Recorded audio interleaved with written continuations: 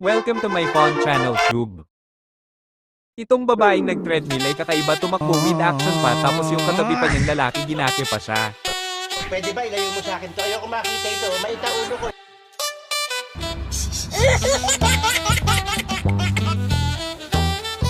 Ito naman gusto talaga ng batang ito na lagi siyang nakasunod sa likod ng papa niya para madali siyang matuto magbisiklita.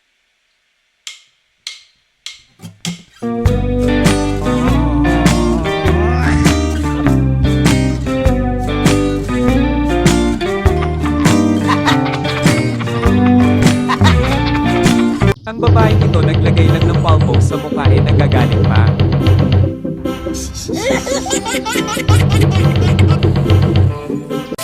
Ito namang lalaking ito, akala niya natulog ang kanyang asawa, prank sana niya, di niya alam di pa pala ito natulog, kaya nag-iiwan na lang siya ng repulyo ng di oras.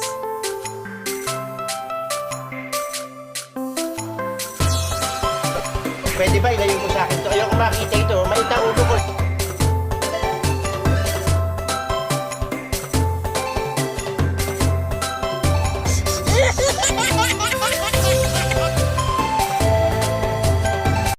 Ito naman kaarawan 60th birthday ni Lolo, sa pag-init niya nagkandila ng malakas pero nakautot din siya kaya nagtawanan silang lahat.